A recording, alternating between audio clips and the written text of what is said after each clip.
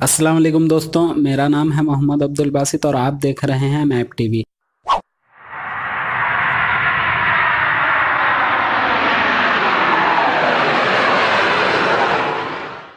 आपने भी गौर किया होगा, फ़िज़ा में उड़ता हुआ हवाई जहाज़ सफ़ेद होता है।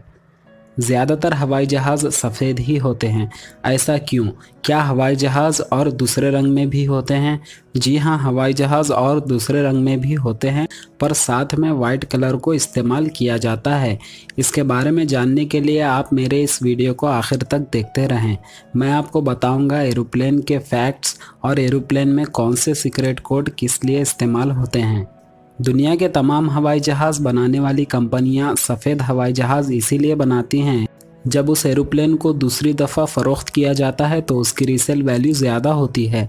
हवाई जहाज़ को सफ़ेद बनाने की दूसरी वजह यह है, वाइट कलर एरोप्लेन की फ्लाइंग के दौरान सूरज की तेज़ पड़ने वाली शुआओं को ज़्यादा असरअंदाज होने नहीं देता, जबकि ब्लैक कलर धूप को जल्दी जज़्ब करता है और टेम्परेचर को ज़्यादा कर देता है, और रनवे पर वेटिंग में खड़े रहने वाले हवाई जहाज़ के टेम्परेचर को भी कंट्रोल करता है। तीसरी वजह यह है कि एक्सीडेंट की सूरत हाल में सफ़ेद हवाई जहाज़ दूर से दिखाई देता है, और अगर हवाई जहाज़ हादसे का शिकार हो जाए तो रात में भी उस जहाज़ के पुर्जे नज़र आते हैं। क्या आपने भी सोचा है कि अगर एरोप्लेन पर बिजली गिर जाए तो क्या होगा? साल में 1 या 2 दफ़ा किसी न किसी जहाज़ पर बिजली गिरती है, पर जहाज़ को नुकसान नहीं पहुंचा सकती। ऐसा इसीलिए होता है कि जहाज़ की बॉडी एल्यूमिनियम से बनी होती है, इसमें बिजली गुजर नहीं सकती और तमाम मुसाफिर सही सलामत रहते हैं। जो लोग हवाई जहाज़ का सफ़र करते हैं, अक्सर उनकी शिकायत होती है कि जहाज़ में खाना मज़ेदार नहीं होता, क्योंकि जहाज़ में मौजूद हवा ऑक्सीजन फ्रेश नहीं होती और वही हवा रिसाइकल होती है, जिससे प्लेन के अंदर की हवा खुश्क हो जाती है और नमी कम कर देती है, जिससे इंसान की ज़ुबान का मज़ा ख़राब हो जाता है। और एरोप्लेन का अमला जब आपको ऑक्सीजन मास्क पहनने का इंस्ट्रक्शन देता है तो वो बस इतना कहते हैं कि ऑक्सीजन की मिक़दार कम होने पर मास्क पहनें। वो ये नहीं बताते हैं कि उसमें सिर्फ 15 मिनट तक का ही ऑक्सीजन अवेलेबल होता है।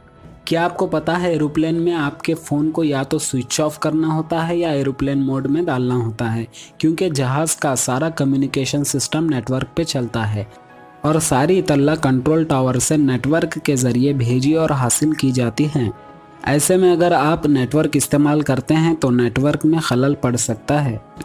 और हर फ्लाइट के दौरान 2 पायलट होते हैं और दोनों पायलट को अलग अलग किस्म का खाना दिया जाता है, क्योंकि खाने में कुछ गड़बड़ हो जाए तो एक ही पायलट को फ़र्क होगा, जबकि दूसरा पायलट सही सलामत होगा और सारे मुसाफिर की जिम्मेदारी पायलट पर होती है।